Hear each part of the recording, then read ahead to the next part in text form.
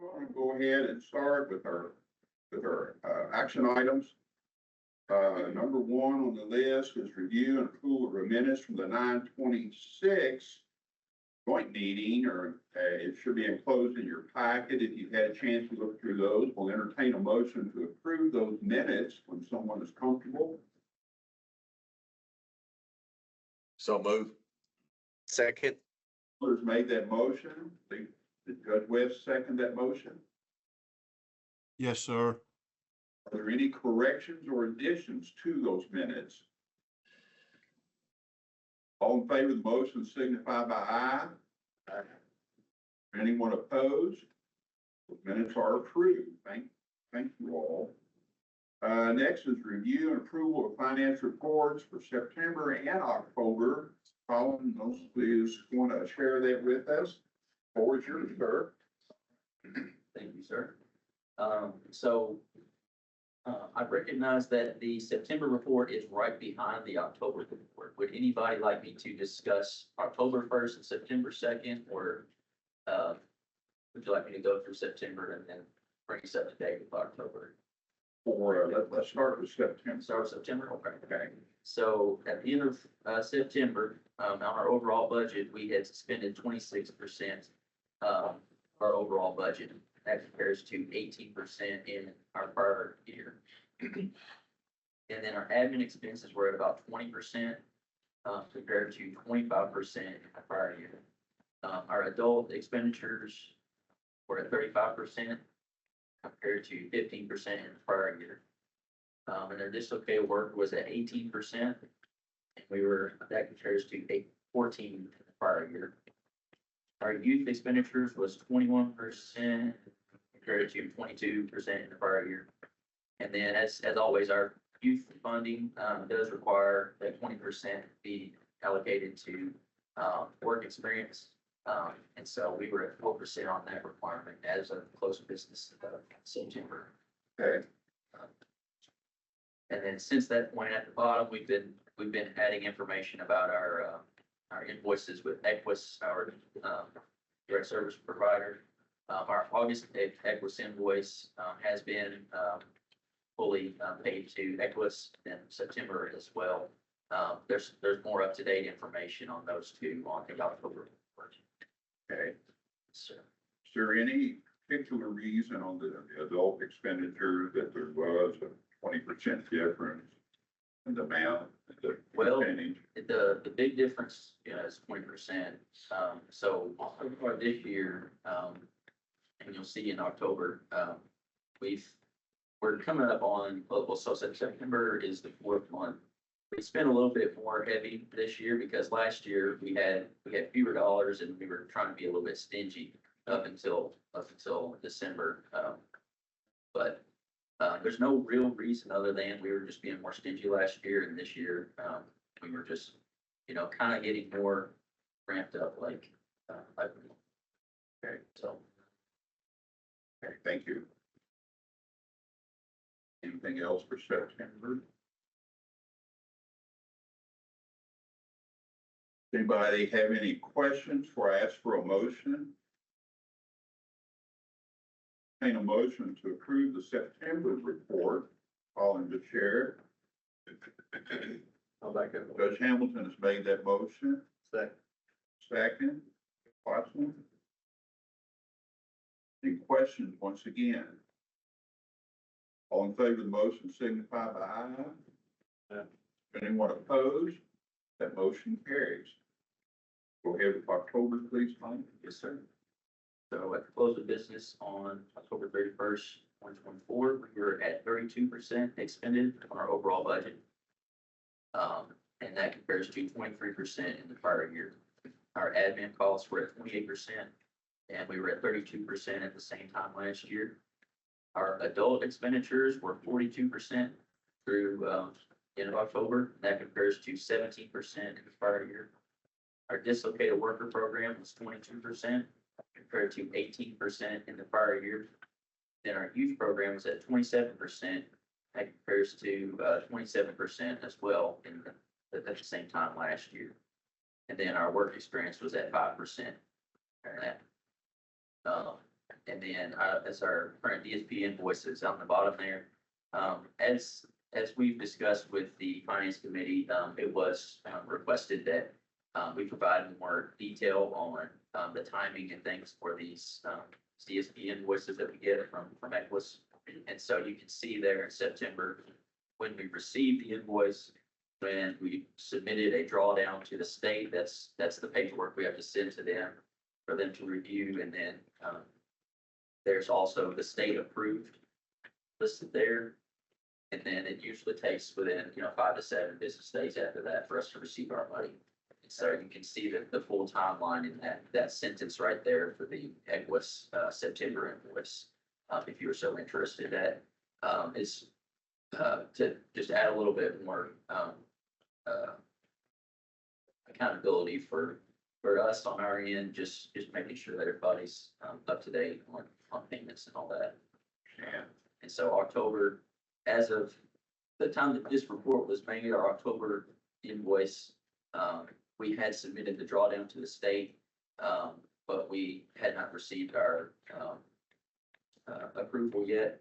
But I can report today that we did have that October invoice paid in full by the state to us, and then we've already issued that check to Equus. So currently, we received this end of last week, our November invoice from Equus, and we're looking to get that out this week. So we'll get it submitted to the state around Friday or maybe early next week, and I will update you guys with that information. So once we get the invoice, the cabinet has to approve the invoice. Well, so they send us the invoice, and so Jennifer Hayes, she always brings over this packet with all the backup, all these invoices, all the different Right. ledgers that they use, and when I get that invoice, I'll just look it over, make sure that, everything's there, and it's always there, like they're really good at that. But, from there, I'll have to put their invoice into our account books. And then from there, there's a process of, I have to report it to the state through the work system. And then I also have to pull together a drawdown worksheet, which I'll go through like 600 lines of transactions and make sure everything gets charged to the correct grants. Once I get my drawdown spreadsheet together, I will submit a formal cover sheet to Michael, our CFO. He'll sign it, and then he'll provide it to me, and I'll submit it to the state. And then from there, they'll push back and say, hey, what's this mean? What's that? And we'll get a final approval from them. Do we get a lot of questions from them typically? Well, that's sometimes we do. This last review. Brenda Travis is her name. Always think first. It's always her. And then from her, it goes to Kristen Hunley in the finance department over there. And then they recently had a couple extra questions because they added a couple extra criteria we were not aware of, which was if we were using, for example, so at the end of this report, you'll see our current grant balances for all the open grants we have.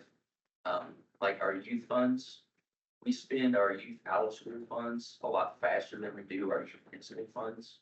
And so we still have like $60,000 or so in school, and the old youth grant that expires June of 2025. And then, so whenever I submit a drawdown to them at the state, if they see that I've charged the older youth grant, it's their policy, we need to use the first grant first, right? We need to use the old grant first, and then we use the new grant.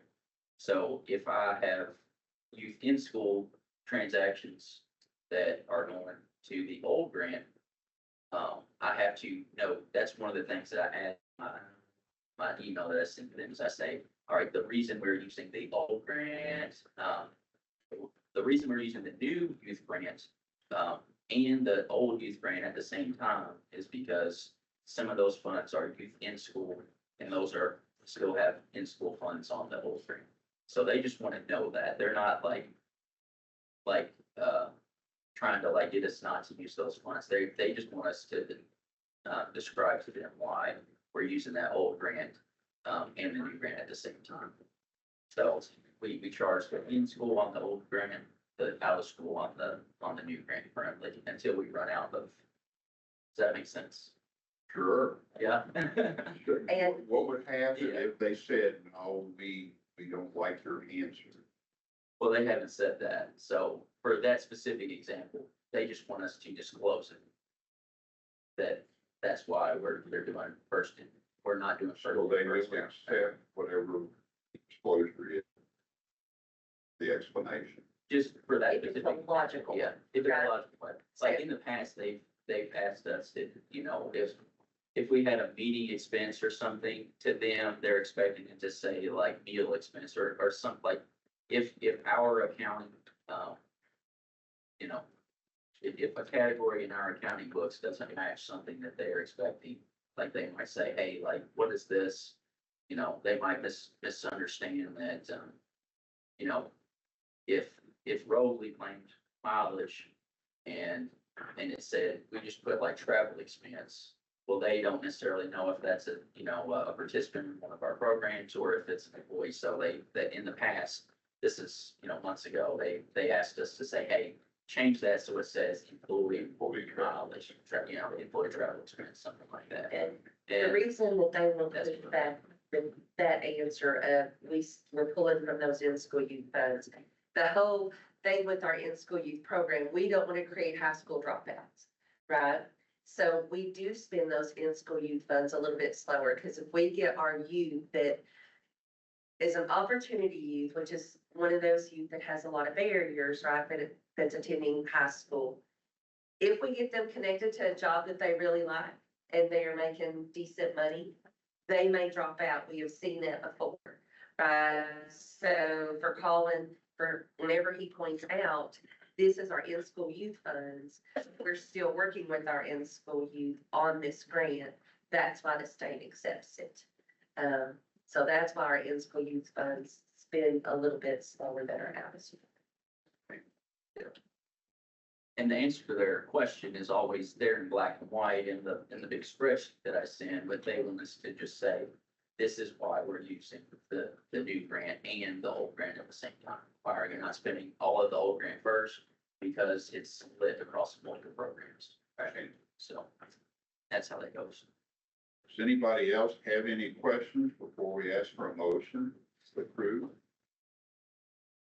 Entertain a motion to approve Colin's October report.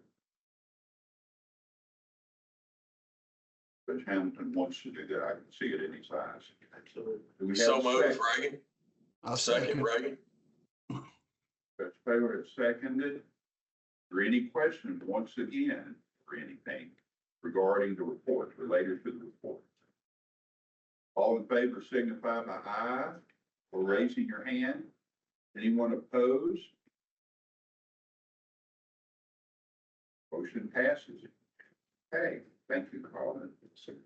Now, November report will be on our agenda for next meeting, right? Yes, I got the Equus invoice last week. Michael finalized our November books just yesterday on that, so I was not able to get that ready for this one. So I'm just gonna work out this time. Understand? So next meeting, we will have that.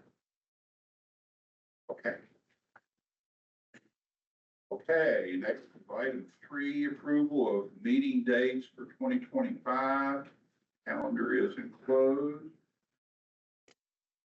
Robin, you put the list together. So we, much like this meeting is today, where you kind of are going back to back with the Bluegrass Ad Executive Committee.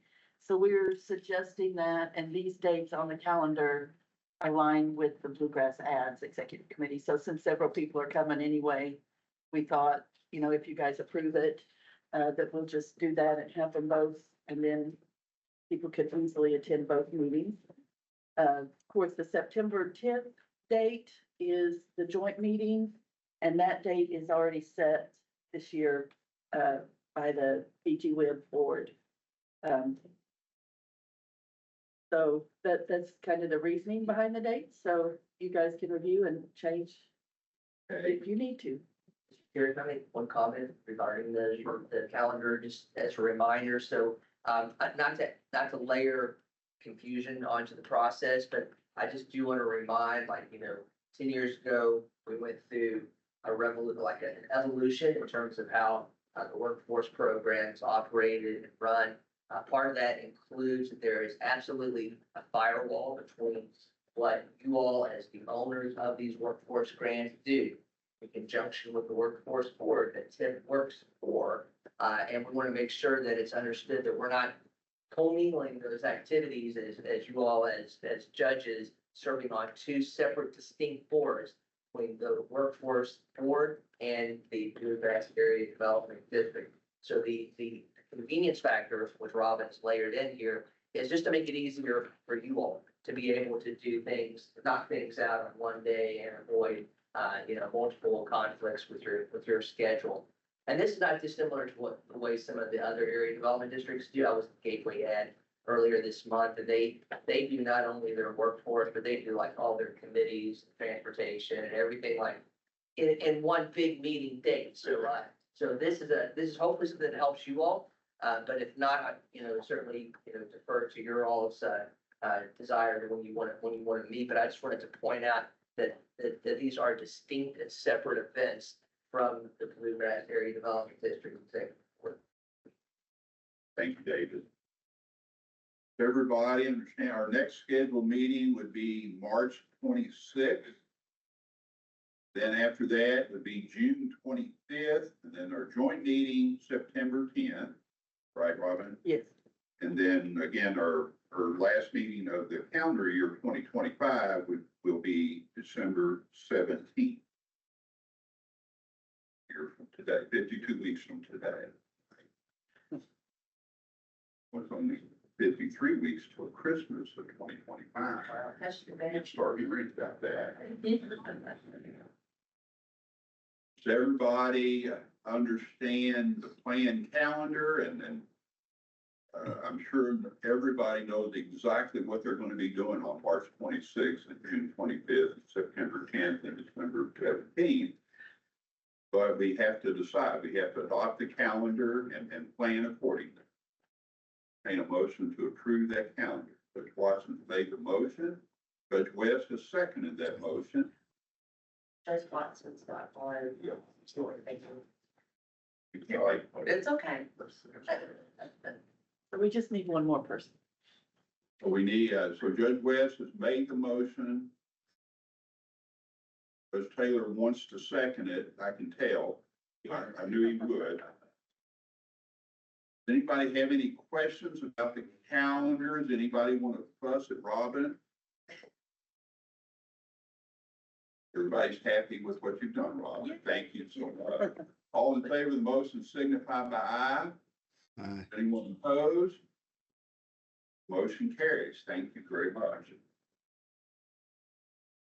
So we'll move to item number 3 on the agenda, which are labeled as informational items. The first one is agreement review and feedback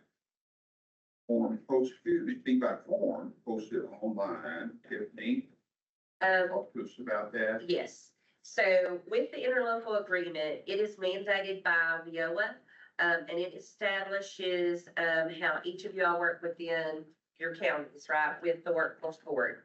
So on, December 10th, an email got sent out. The subject line is, interlocal agreement renewal.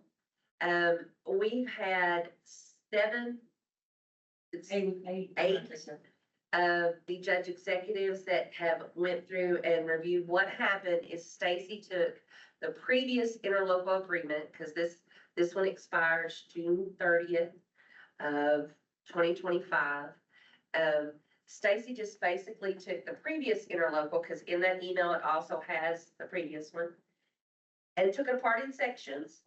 You just look at it, you approve, and then there's a box for other, if you have comments of any of that section that you would like to change. If you've not done it, please do, because I'm getting ready to start bothering you all. To say, we need this done. We need every judge executive to look at it and say, yes, they are good with each section, or no, disapprove, and whatever comments they have for it to be checked. I would like to have it all done by the March meeting so that we can get it printed, fixed up and get everybody's signatures, because every single judge executive will have to sign this document before June 3rd. And it'll have to go in front of the fiscal courts. Yep. That's in the past, so it gives you guys plenty of time to. So, yeah. So that's all, yeah, it's just, We need this approved on fiscal before we sign this. Typically, yes, that's how it's been done. There's an opportunity for us to review it before we present it to the fiscal court. Yeah. Because the fiscal court approve it before this group approves it. Mhm. This group has to approve it and then we send it to the fiscal Mhm. court. If you'll get the final version of it, yes, for approval by your boards, yeah. but it's identical to what the last one was. So. I'll make sure they- Nice way she's listening to those others that haven't responded and said. I was a little unsure if I need to present it to the court before Not I yet. sign it. I just sign it, then we'll present it Well- later, is what you're saying. You don't sign it yet. You don't have to sign it All you yet have to at do all. is review it. You, Just review it. Just review it right now. Once we get all the judge executives that said, yes, I've got no issues with this, or yes, here's this part that I don't like, then we have to get that document together, present it to you all again. Right, and then, March. And the March meeting will have an item on the agenda for us to approve presenting it to all the counties for approval. Correct. Stacy, because this is a part that's new to me too. Well, it's good for me to know that I'm not the only one that hasn't responded yet. I have not. Okay. I'm sure Judge Kay, and Judge West, and Judge Taylor have all responded Two of them. to the three.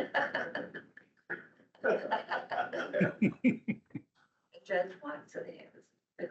Watson has, thank you, sir. Okay, that's all of it. Okay. Next is item 2, update on OSO and DSP request for proposals. And those requests are enclosed in the packet. Tiffany, you're going to talk to us about that. Yeah, you all will see in your packet, it is because we have to bid out for the DSP and the OSO this year. On the front page of it, you'll see the release date, the press release date, the public ad, the anticipated contract start date, and proposal due date. We have John Daughtery, who is our board chair, Matt Montgomery, who is on our WIB board as well, and then as far as the Leo representative, Judge Bottoms. This packet's just, this information's in there so that you all know the timeline and you all are kept aware. That's it. There's nothing that you all need to do with it. Right there. I'm just curious. So the proposed release dates, Yes. 3/14 is resolution, okay. And Judge Bottoms at the joint training, Judge Bottoms was the one that volunteered to sit on the committee. Current agreement run through June 30th, or June 30th. Yeah. Okay. So there is a lot of time, but Christmas next year. Listen, in my head, everything's a real easy process, but the reality of it is not. So that's why, and like I talked with David earlier, I know some of these things are in advance, but I don't relate to the last minute. And us, everyone be rushing to try to get it done. So, Does anybody have any questions about RFPs for direct service provider, one-stop operator? Everybody understand what we're doing and why we're doing it, as we do each year? I think these are annual, right? you, No? not No, sir. the bid now, each year you all have to, Approve a continuation. approve a continuation, but after so many continuations, you absolutely have to rebid. It's either one with 3 continuations or one with 4. I can't remember. Four. It's one with 4. Or, right, Stacey? So literally we could go 5 years. And that was to serve as that direct service Yes. provider for the past. Yes. So they're in their fifth year right now. Okay. Okay. It's just a process that's in the law. Understand. Everybody understand? Okay. Next is item number 3, KCC dash E location status. Just wanted, and this is a one-liner, just wanted to update you all that our Lexington Career Center is, was certified by the KWIB as a one-stop. Therefore, that means that we have, WIOA services, CDO services, which is the Career Development Office, OBR services, which is vocational rehabilitation, Job Corps, the vet program, vet JVSG, which is the Veteran Services, Community Child Care Council, and Adult Education. So, When you say we always certify, that means they would read, acknowledge, or verify that all those services are available at that center, yes, or all our centers. no. Or is it- So, we have Georgetown Career Center is a one-stop. The Lexington Career Center is a certified one-stop. And we're working on getting the Richmond Career Center just because the partners that'll be located in the building. So, but under WIOA law, we only have to have one, Then they add, yes, with our, we only have to have one that is a certified one-stop center. how many do we have altogether? Four brick holders. Vanderbilt, Georgetown, Lexington, Richmond. Yep. Anybody, remind me that when it's KCC dash B, what's the B stand? Kentucky Career Center Bluegrass. Okay, so the other Kentucky Career Centers and the other ad would have the dash. Yes. Yeah. I'm not, I had nightmares about acting. Well, I want to make sure I know what they stand for. yeah. Anybody have any questions for Tiffany regarding that explanation? Item number 4, strategic plan, deeper dive discussion. We have identified link below. Obviously, it is your, in particular, you want us to No, focus on. the only thing, because, we had voted that in twice a year that I would do a deep dive. If you looked at if you clicked on the link and looked at the PowerPoint, you would see there's only a few measures that we are not, what I call in the green on, which we're set to hit. Those ones that we're in the green on, I don't worry about.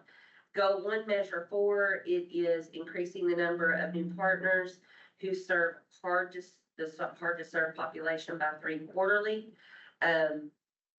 The reason, as I stated with the WIB, the reason that we're not hitting that one fully, you can only find so many hard to serve partners.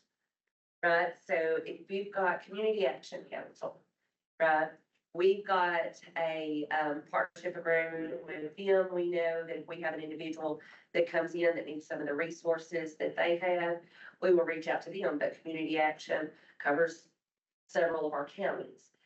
You eventually run out of adding 3 and adding 3 and adding 3 and adding 3 back forward, right?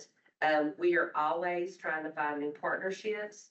I know that there is a new recovery center that is opening up that we're starting to work with them.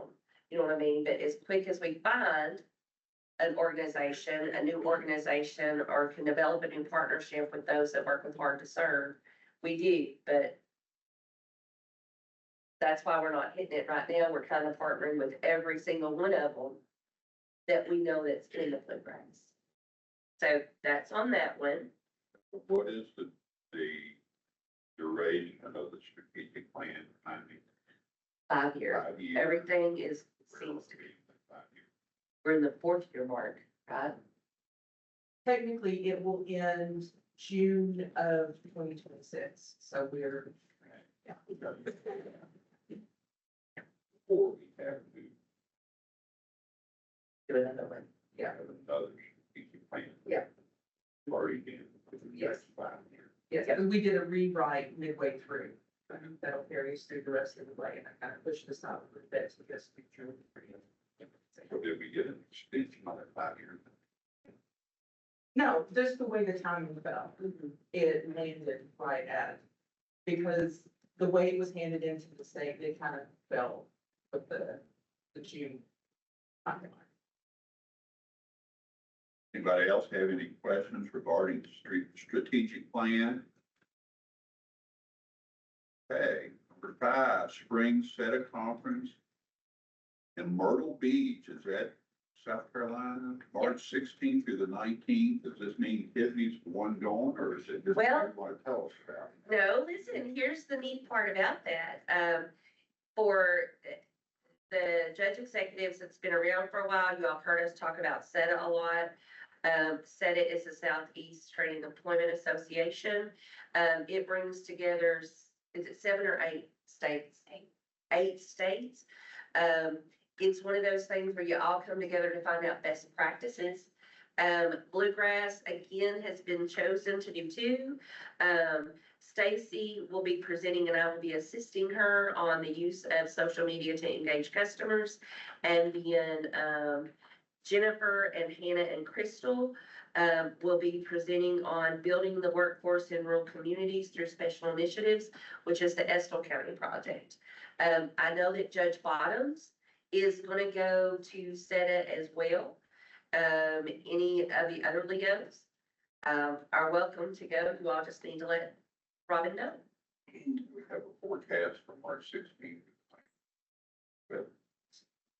Listen, if you're at the ocean, even if it's rainy, it's still good. This, It will be warmer than it is here. yes, yes. So, and the big thing about that is like, there's like, I wouldn't think, on average, there's about 800, somewhere between 600 and 800 proposals submitted on for Amy. Yeah, and the reason I'm asking Amy is she's the Kentucky SETA rep. So it's a big thing. You have about 25 to 30 sessions throughout the whole thing. So it's very big to get chosen. It will be seen as a best practice. So if y'all are presenting the call.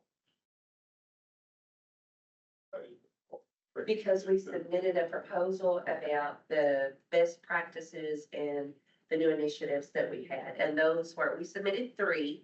The only one that didn't get chosen was about our VR, using our Oculus headsets to go into the school system. One of the board members were selected. Debbie Link was. Oh, yeah, and Debbie Lane was selected with hers is with Child Care Council. Amy, when you say you're representative of Kentucky, is that a board, a set of board, is it representative from all 50 states? So the SETA makes up 8 states that Tiffany was talking about. So from every state, you have one public service representative that represents workforce. So for the state of Kentucky, I'm the public service representative for workforce. And then every 2 years, they alternate a state private sector rep. So Dolly Holland was previously that rep, and now we've alternated to the other 4 states to have private sector rep. So it could be employee of the government, or it can be a board member. As long as they're working for, And Amy's time is up. my term ends in June of 25, and so they'll be looking for a new. Who's responsible for identifying that representative? You, So I you will. have to find your own replacement? Well, basically, it's an election process, and so anybody that is a member of SETA, which in Kentucky, we have about 150 members total right now, and they can vote, and so they can put in their nomination, somebody can nominate them, or they can nominate themselves, and then I will send out to all the actual SETA members in Kentucky to vote for this person. So if there's nobody else running, then it just be one person and that'd be that. But I've had a couple of people express interest in it. And so then it would be an election process. Or you and all our staff members, members of We are, this? we are. Is that true with every ad? You No. all? No. It's not, and it's kind of, frustrating from the, as a set rep, because like an entire WIB board can join for only $250. And every person that's on that board, out of all of Kentucky Bluegrass, is the only board that has joined their whole board. And I don't know why none of the other have, because I mean, it's very beneficial to the board members as well, as to the staff, but I don't know, but like Georgia has like 400 members from setup, but it's because all of their boards joined. And I know, and all the directors, the 10 directors have came together and we discussed, I know that one's very interested in it. I won't lie, I'm still bouncing the idea of throwing my name in the hat. Right, but we've got a lot going on, right now. So I'm still kind of, because I have till March to decide, right? I just want to make sure that I'm not gonna take away from my actual job duties to focus on that. It is one of the best experiences I've ever had, is the connections that you build with the other workforce folks from other states on such a smaller scale. And then on this, executive board, there's also Winston Tombo, who is the DOL representative, and not very often do you have the opportunity to connect with DOL. And he brings a lot of, other folks from DOL to our, set of conferences as well. So it's beneficial if you do have the opportunity to get to it. DOL, you mean federal. Yeah.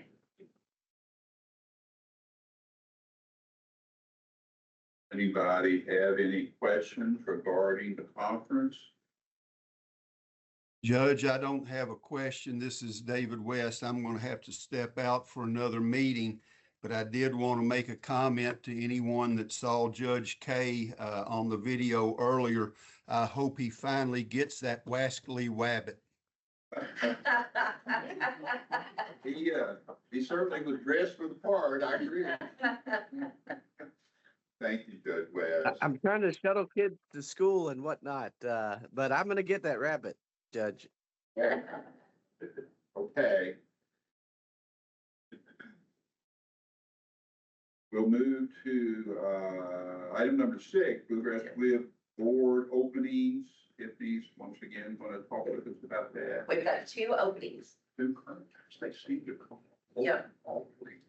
Okay. So Just that I take so long to approve, is that why? I think- There were a lot of renewals this year. Yeah.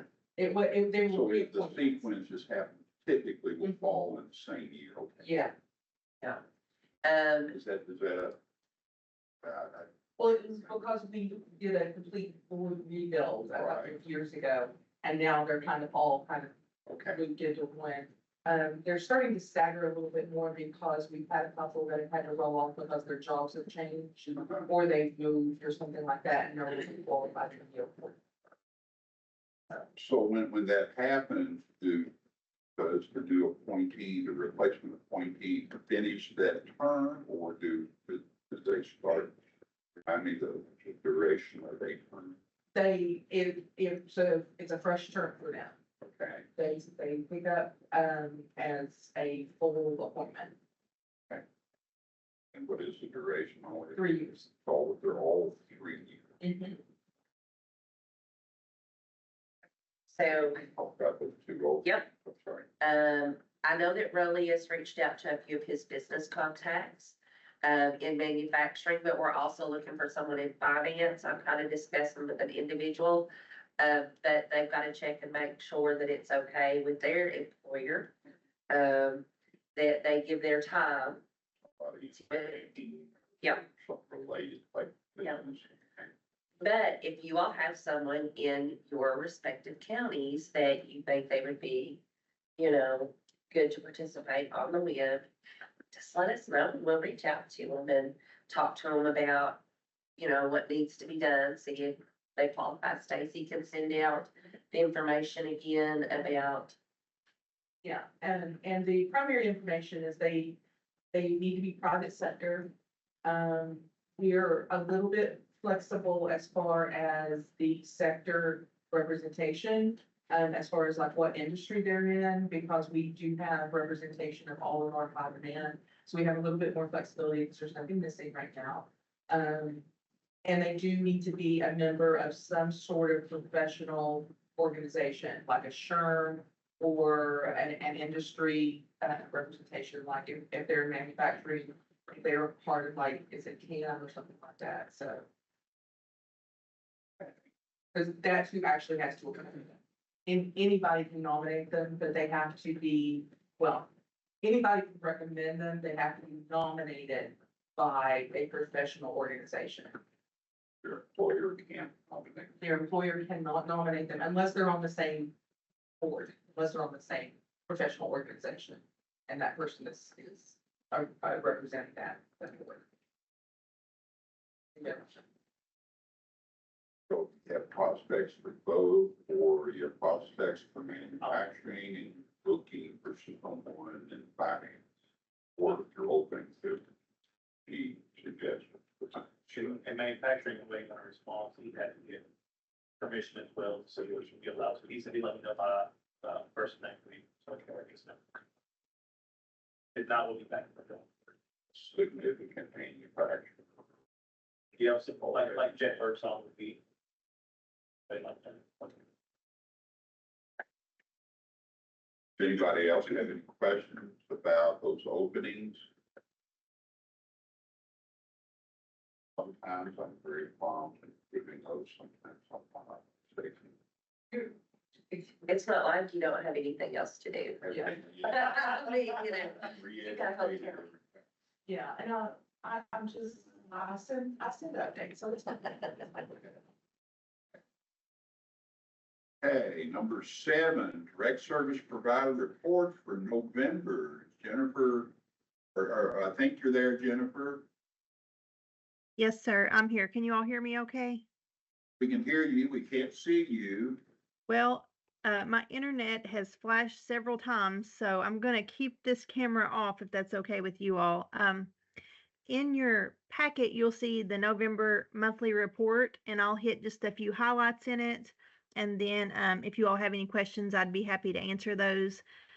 But we continue to be out in all of our 17 counties every month. So we have staff on site at adult ed offices, libraries, recovery centers, and other community partners. Like, for example, I have a staff on site in Bourbon at the adult ed office and the library today. But we're hitting all those counties so that job seekers don't have to drive into our brick and mortars so to serve them more conveniently. We also have staff working with, so over the month of October and November, we had staff on site at Cody because they had their layoff.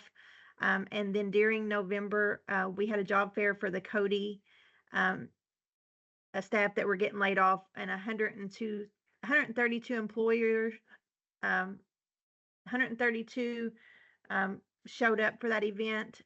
So we were serving those individuals getting laid off.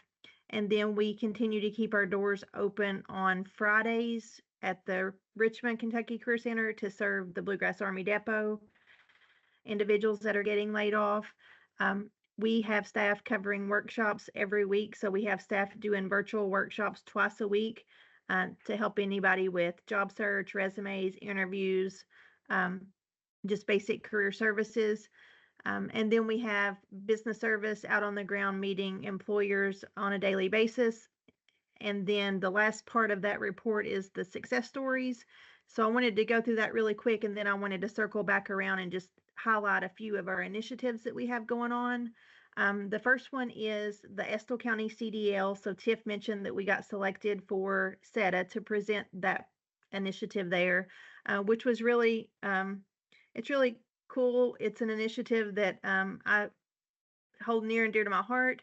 But we contracted with BCTC to bring CDL training to Estill County so that Estill County residents didn't have to drive into Lexington 5 days a week. And I've been with the Kentucky Career Center since 2012. I've never seen that happen. So it was big and exciting for us. We plan to do other cohorts in some other counties with training. For example, I'm working with BCTC right now to do a Lincoln and Garrett County initiative for CNA. So they want to be the provider, and we're going to pay for a handful of residents from those counties to get nurse aid trained. And then we have an initiative for childcare right now. We're working with Debbie Link, who's on our board. And it's sort of twofold. Robin actually has taken the lead in this and done a really good job. So I definitely don't take credit for this one. This one's Robin's. But it's two parts. So one is we're going to connect job seekers to childcare providers if they would like employment with childcare providers, and we'll pay for their trainings and everything needed to be able to retain that employment opportunity. And then the second part of that is in our counties, we know that there's one of the barriers is limited childcare providers. So we're going to be working with or partnering with Childcare Council to help individuals who want to open their own daycare or their childcare center. So we're going to help with the childcare shortage. That is one initiative. Another initiative is we have a Quest grant that was originally for individuals in recovery from Shepherd's House in Lexington, and we were going to be doing work-based learning opportunities with Clay Ingalls in Lexington. And nothing happened with Shepherd's House. They're still a strong partner. They just haven't been able to send us enough participants so far due to no fault of anyone's. So we've expanded that Quest grant to serve other recovery centers. So we may be serving recovery participants in other counties due to that expansion and just linking them with a work-based learning opportunity. And then the last initiative that I wanted to highlight was Kevin Moore and I met with BCTC a few weeks ago, and we're going to partner with their refugee program. And we hope to launch that in January so that we can serve the refugee population. And that's pretty much the highlights I wanted to highlight. Do you all have any questions for me? Can you define the refugee population for me? Yeah, so Yeah. BC, Kevin, I saw Kevin just take himself off mute. This is Kevin's big one. So the refugee population are people that are eligible to work in the United States, so they have work permits.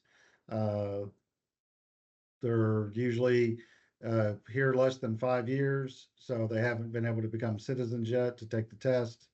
But they are working, eligible to work. The thing about this program with VCTC is all of the people that participate have to take 3 months of ESL before moving forward in the program. Then they have to take a test for their English language skills before they move forward. If they don't score high enough, they can't move forward.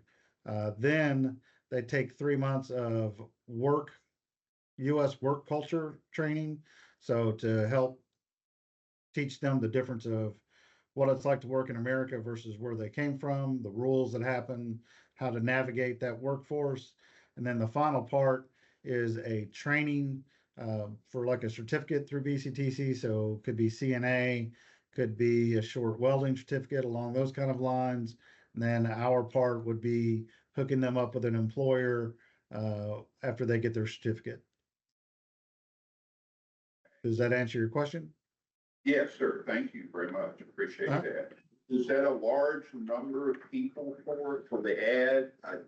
Just off the top of your head, Well, like right now, so there's like 51 people in the ESL class. So we won't get all of those people. We're trying to focus on people between the ages of 18 and 24.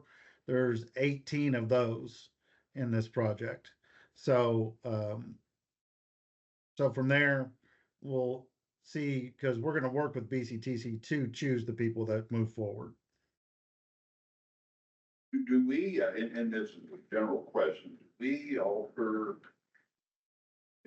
through any of our programs, any direction or assistance at the citizenship, the folks that are here? That's out of our wheelhouse. But we can't get individuals connected to a partner that knows the ins and outs of the law. For them, that can help them with that. Yes, yes. And that's not illegal or forbidden or anything No. like that. Like, No. it's okay for us to do that. Yes. Okay. I'm curious, is Judge Taylor, since you're on the phone, I'm gonna ask you a question. Just kidding. I'm just always curious about what's going on at the depot. Jennifer mentioned obviously, an ongoing involvement, with folks that are being laid off. What can you share with us your understanding or perspective of where we are in that process and what we need to look forward to long term? Are there going to build an airport at the depot? Just all kinds of questions, whatever you want to share with us. I'm sorry, to put you on the spot. No worries at all, Judge Williams at all. Right now, starting the first of the year, there's very minimal jobs that are leaving or moving. They're not going to be there. We just heard last week that the March 2025 deadline to get to surety, which is the completion of the destroying all the nerve agent, is not going to happen now. They moved that to November of 2025. Okay. They have. I predict. Now this is maybe I probably shouldn't say this on this, but I predict, it's just Reagan Taylor's prediction is that it'll be beyond that, that they still won't be able to meet that deadline.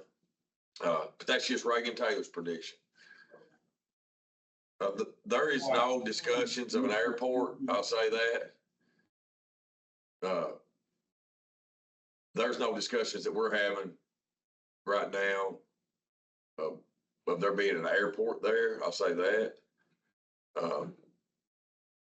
So we are looking at opportunities to create more jobs, whether that be inside the fence or outside the fence.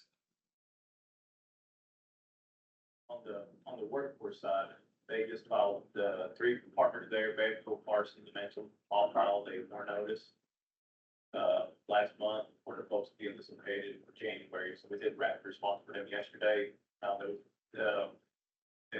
Between the 3 entities, there's 40 individuals that are going to be getting laid off in January.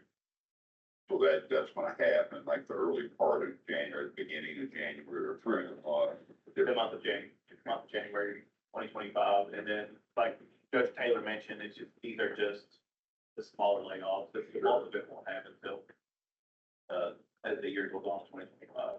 Okay. Has there continued to be transfers of folks from that work location to the grass station with like skills, or is there any of that going on? Now, they still have a project that they still have to complete. Now, once their assignment's completed, I mean, the door's open for them to do whatever they like. I mean, they can move on with Bechtel, if they want to go somewhere else, different state, or if there's an opportunity to progress, I'm sure that there's quality part that they would have to switch employers. correct. Or have to apply for something. And if they leave early, then they lose their bonus. They're getting a severance package. They're getting it correct to the end of the project. A financial bonus to stay for the duration of the transition. The end of their, whatever their, that release date is. If they stay to that set release date, they get their bonus. If they leave a day before it, they would. And it's a good bonus. It is. Yeah. That's coming from their employer, not the federal government. Right. Is that Rolly I hear? I can't see everybody. Can you see me? No, is that Rolly? Yes. Okay. Hey, Rolly, do you all get notice from the different contractors that are out there? Bechtel, Parsons, Amentum. Do you all get the letters when because they give us, they send us letters, I'm going to say a couple month ahead of time of when layoffs are going to be, because if it's helpful for the WIB, if you don't get those, I could share those with you all as I get them. Yeah, we get them, but if you happen to get them, feel free to send them my way. For instance, I had gotten 2 out of the 3, and actually Amy sent me one that I hadn't gotten from here, but Yeah, if you don't care, whenever you get them, just send them my way.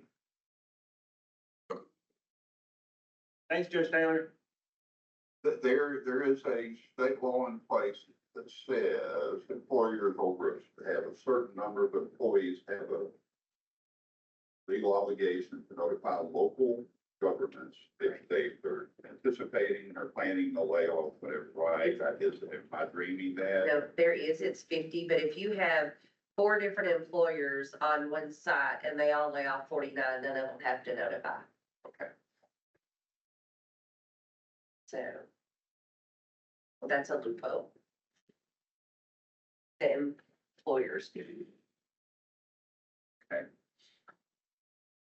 Thanks, everyone, for the input. Thank you, Jennifer. Are you, I can't tell, are you still there, Jennifer? Yes, you are. I'm sorry. Very patiently waiting, Todd Blanton, one-stop operator report for November. Thanks, Judge. I'm sitting in my house in the dark right now. My phone is on 9%, so I'm going to try and keep this quick. In your packet, you'll see my report from October. We keep having a large number of walk-ins across all the centers. Our referral numbers are still on the rise. We had 125 in October. I attended our regional business service team meeting with Rowley and all of our business service team. I continue to help out with those. Listed all the events from, I guess this is from November actually, and some of October. We had the Garrett County Career Fair, the Cody Career Fair, a bunch of VR events, so you can look at all those there. Stacy and I recorded a community resource minute for the Low Income Home Energy Assistance Program with the Community Action Partnership to promote their program. And then TIF has already covered. Our Lexington was certified as a one-stop comprehensive center at the KWIB meeting there in November as well. So if anybody has any questions, I'll be glad to take them. Otherwise, my phone will die momentarily. Anybody have any real quick questions for Todd before he goes away? Thank you, Todd. Thanks, Judge. Appreciate it. Then we move, that's all the informational items. Item number 4 on the agenda, open discussion, which means we can talk about anything we want to. Yes. Right. Anything anybody wants to talk about? David, you have anything that you want this group to talk about? Alerted to or prepared for? Or... Not in particular. I want to commend Colin and his financial report. You definitely have seen some improvements on the payments to the direct service provider. That was a great request for and they're doing a good job of that. Yeah, I think everything really seems to be on track, and I'm just proud of what they've been doing for you all and providing service. So I think they have some direct numbers maybe to provide the futures impact reports, which I know we're working on some of those, but I think you're going to see that you're really getting some benefit out of the workforce there. There's no doubt. We're all very appreciative for all everything that all of you do. And I assume that Tiffany, you haven't expressed any regrets for taking that position. Now, look, I've had a minute or two that I'm like, takesy backsies. But, it's a learning process on some of the things that I didn't know, but I'm enjoying it. It's been a year. I've just been in this role for a year. Seems like forever some days. But some days it just seems like a hot minute. So, yeah. Thank you for all you do, all of you do. We appreciate it. Thank you. Anybody else? Yes, ma'am. Jennifer mentioned the new child care initiative we're starting January 1st. I have these flyers. We're gonna be going out to each county and having an informational session to walk for people who are interested in opening a family care home in their own home. And our partner from the Child Care Council will walk them through the process, grants that are available, helping them with everything.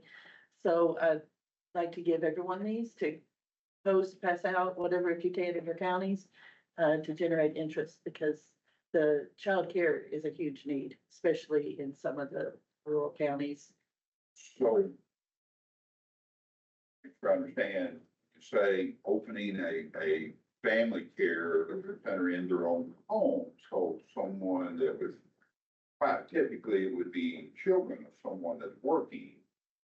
We would assume that. Yeah. You're not talking about anything beyond that, not like adult daycare. those No, kinds of yeah. things. You're talking about just It would, childcare. it would be, say, if I were a stay-at-home mom, maybe, and I had a child, and then in the area, the neighborhood or the city, other people who are working and need childcare they could have up to 8 children in their home. And they would bring them to them every day, just like you're dropping off at a daycare. And the difference between just a babysitting household and helping them become a certified in-home childcare, right? With the certified in-home childcares, you have to it's almost like the school system. You have to develop a plan on what you're gonna do. Like, you can't just leave the baby sit in the high chair all day in front of the TV. Right, they get inspected. They also, you have to make out a menu to where you can get reimbursed by the USDA. It is a business. And the reason I know about it is I done it whenever my husband was in the Marine Corps all those years ago. That's what I did to bring extra income in. And they have to take 15 hours of continuing education classes every year. They have to be certified in CPR and first aid. So we're gonna help them with that setup too. So this organization, can do that part of to assist them. And then at some point, once you're certified and start the process, it's up to them to Yes. follow the rules. Yes, Yes, completely So, on them. and the parents or guardians of children would be the persons that would actually pay them, so there would be any continuing financials. correct, correct. And our board member, Debbie Lee, that was mentioned earlier, she's the executive director of the Child Care Council. So they're gonna be doing the training. Our link is really connecting with them. Approving the pay for the CPR. Yeah. Do we have any statistics that indicate how what the shortfall is for available childcare? I don't know overall, but And I guess in the ad in general, or any particular county? looking at the counties we have, there are several counties that don't have any family care homes in them. None, zero, like Estill, Powell, Garrett, several of those. The ones, and right now, we're not focusing on Jessamine and Fayette because those are the two that have more. But in the other counties, and Richmond has a little bit more than others, but a lot of the other counties, it's either 0 or 2 that they have in their whole counties for the family care.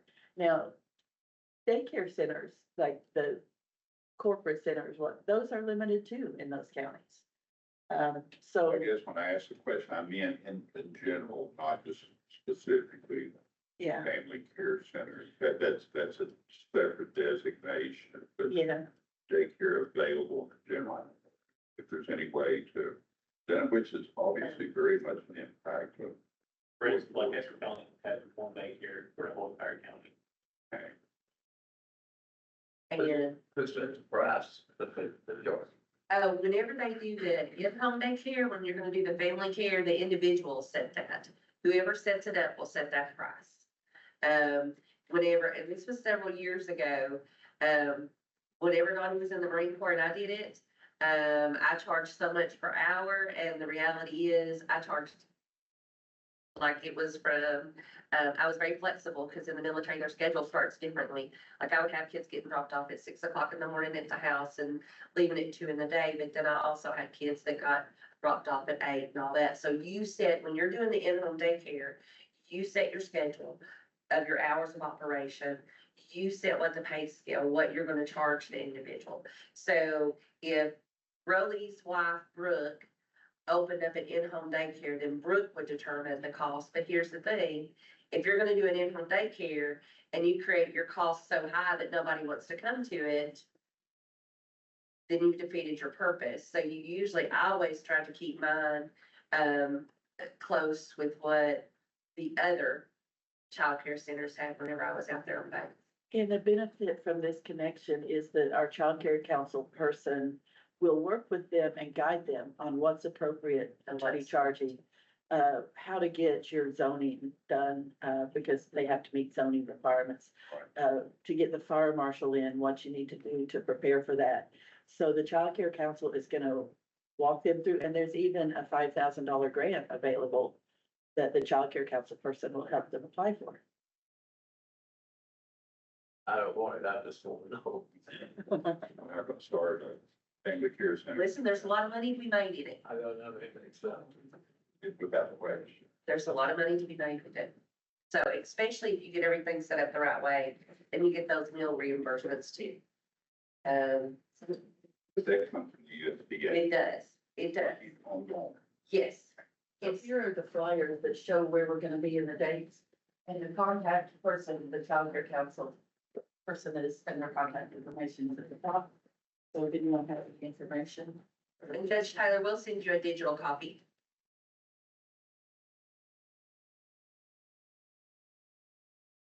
Those are regulations for property law. And I'm not saying they're not good, but. Right. It's self-agreeable. Needs to have an extra. Yeah. Even though many other counties have planning. Being Like half, more than half, more than half. it's probably, there's just a few that don't have joint planning, and maybe like one or two counties that don't have plans at this point. I'll get you the exact answer. There's a really small number across the state. That don't have it. They can't, county governments is only like 32 or some, 30 something in the state. That don't have it, right? Yes. Yeah, so I mean, it's the majority of ours. I know Estill County does not have it. Yeah, and I think part of Powell County does not have it. I'm pretty sure everybody else does. And I won't have, as long as, if I can talk about it. And the reason being, we've got some people that really want it. They're ritzy. And they kind of want everybody to live like they do. Yeah, everybody's not gonna live it for it. More people that can't afford to live like they do than the way they. And they've been at board meeting and I've slept on, I'm not for it, I don't.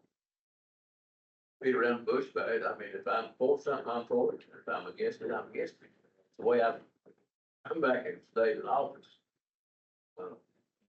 I'll be that way until I leave office. Anyway. And it's important for us to know, or what's some way to know if they have to deal with them. Makes a difference. Right. And so we. Our law has, plans itself, but it's. County does, the city does, I didn't, if I knew this. but the county does not. That's the way it is, that's, city. City of Urban does. Okay. I know when I was running, in 18. Home, so that plan, so. I just put an ad in the paper, about, well, build something on my property, I didn't want them in town, have somebody out and build it. I just wrote ads that way, it worked, so, but so. And I don't have any problems, you all have it. It's different reasons, but, that's the way I feel. You say the majority of the counties in the state. So,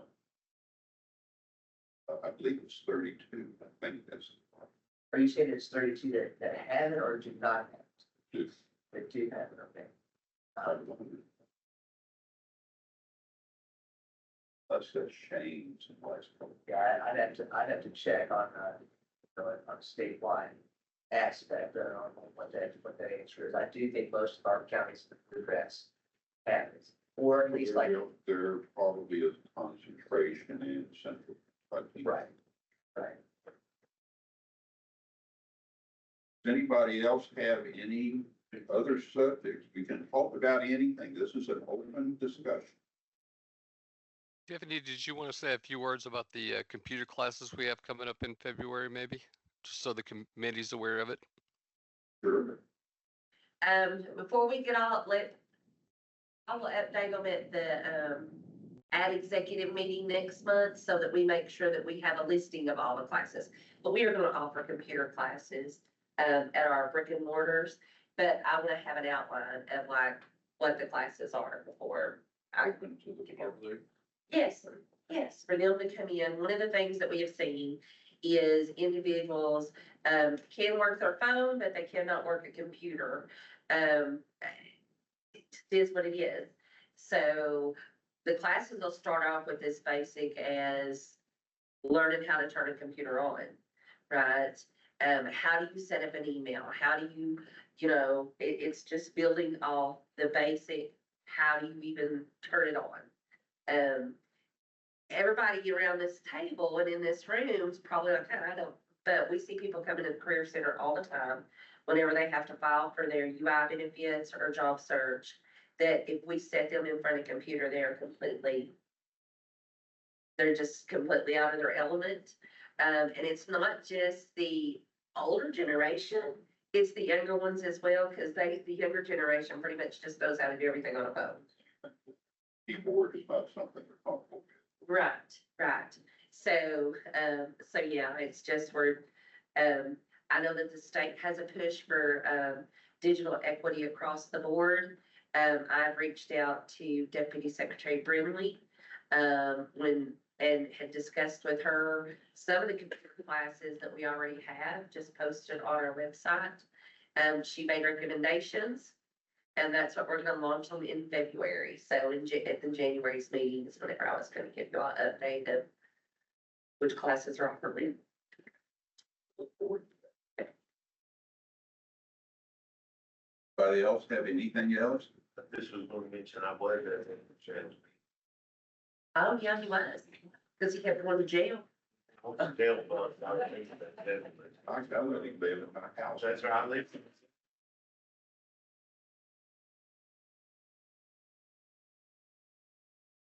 I like that addition. Sorry about that. But we do have a correction to our minutes. Yes. I didn't have to notice that what's written in, but I wanted to make sure. That was very important to you at the time. Absolutely. Absolutely. They have some place to stay. I mean, right. I went to jail, I wanted to be what to do on that. Absolutely, yeah. I mean, I think they took a picture of Mr. Jail. Yep. While we're on our, social media page. I say, Judge West, that tie you did put on is quite lovely. We're impressed. Anybody else have anything? Entertain a motion to adjourn. Judge Hamilton has made that motion, Judge West seconds. I think we have a form anymore, but that's okay. It's just informational now, correct? All in favor, signify by aye. We all agree, we are adjourned. Thanks, everybody, for your time being here. We appreciate it. Thank you.